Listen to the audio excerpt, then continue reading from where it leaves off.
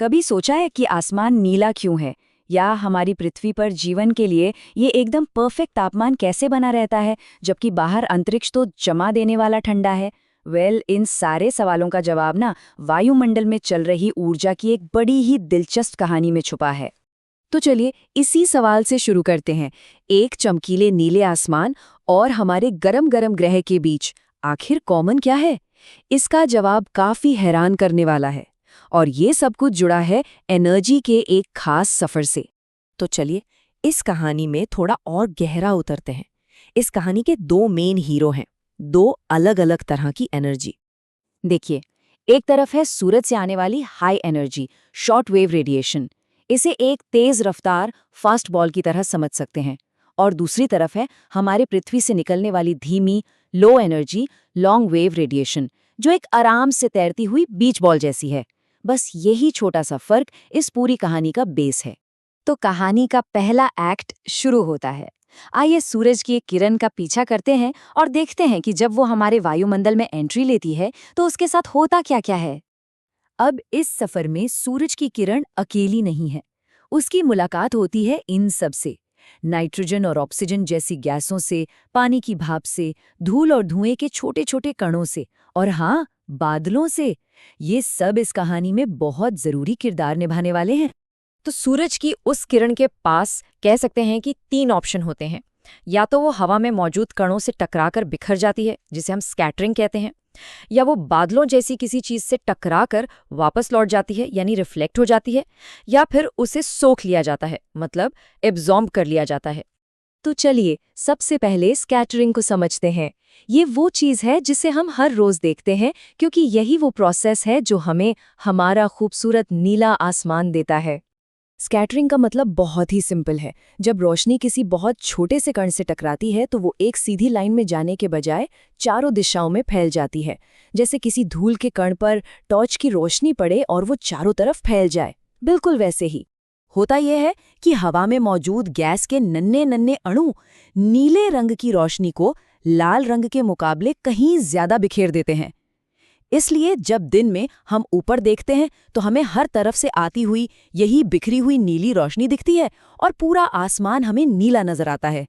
और कमाल की बात यह है कि यही कॉन्सेप्ट हमें समझाता है कि सनसेट के वक्त आसमान लाल नारंगी क्यों हो जाता है।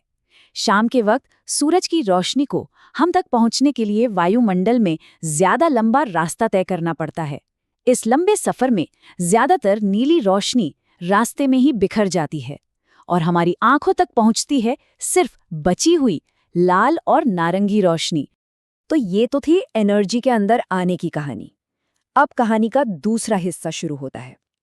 जो एनर्जी जमीन तक पहुंचकर उसे गर्म करती है वो हमेशा वहीं नहीं रहती। हमारी गर्म पृथ्वी भी अपनी गर्मी को वापस अंतरिक्ष की तरफ भेजती है। लेकिन यहाँ एक बहुत ही चौंकाने वाली बात है। जरा सोचिए, अगर हमारा वायुमंडल होता ही नहीं तो पृथ्वी का एवरेज टेम्परेचर -18 डिग्री सेल्सियस होता, एकदम बर्फीला और बेजान। तो सवाल ये है कि हमें गर्म रखता क्या है? इसका जवाब है प्रकृति का एक कमाल का मैकेनिज्म, ग्रीन हाउस इफेक्ट। ये एक पूरी तरह से नेचुरल प्रोसेस है जिसमें कुछ खास गैसें पृथ्वी की गर्मी को पूरी तरह से अंतरिक्ष में खो जाने से रोक लेती हैं। तो ये गर्मी को थामने वाले द्वारपाल या गेटकीपर्स आखिर हैं कौन?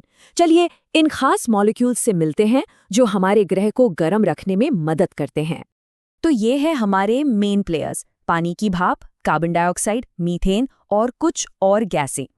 इन्हें एक अदृश्य कंबल की तरह समझा जा सकता है, और इस कंबल में कुछ धागे जैसे कि मीथेन कार्बन डाइऑक्साइड के धाड़ों के मुकाबले कहीं ज्यादा गर्मी रोकते हैं। तो सवाल ये है कि ये अदृश्य कंबल आखिर काम कैसे करता है? सूरज की रोशनी जमीन को गर्म करती है। अब ये गर्म जमीन गर्मी को इंफ्रारेड रेडिएशन के रूप में वापस अंतरिक्ष में भेजना चाहती है, लेकिन ये ग्रीन हाउस गैसें उस बाहर जाती हुई गर्मी को पकड़ लेती हैं और उसका कुछ हिस्सा वापस नीचे जमीन की तरफ भेज देती हैं। बस इसी वजह से हमारी पृथ्वी इतनी गर्म रह पाती है कि यहाँ जीवन पनप सके। तो अब कहानी के दोनों हिस्सों को जोड़ते हैं, एक एनर्जी जो अंदर आ रही है और एक एनर्जी जो बाहर जा रही है। हमारे ग्रह का तापमान इन्हीं दोनों के बीच एक बहुत ही नाजुक बैलेंस पर टिका हुआ है। साइंटिस्ट्स की भाषा में इसे रेडिएटिव इक्विलिब्रियम कहते हैं। इसे एक बाथटब की तरह सोच सकते हैं। अगर आप चाहते हैं कि पानी का लेवल बराबर रहे, तो जितना पानी नल से अंदर आ रहा है उतना ही नाली से बाहर भी जाना चाहिए। अगर ये बैलेंस बिगड़ा तो ग्रह या तो गर्म होने लगेगा या फिर ठंडा।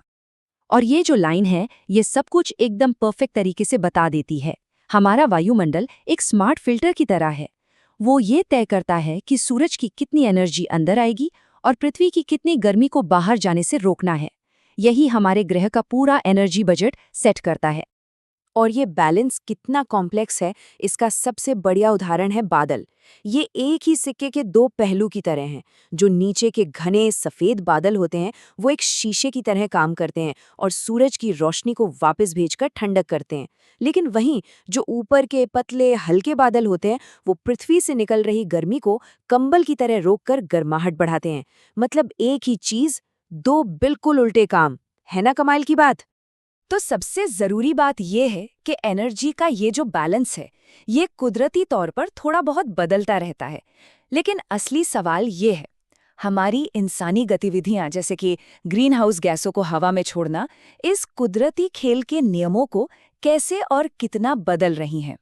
ये एक ऐसा सवाल है जिस पर हम सभी को गंभीरता से सोचना होगा।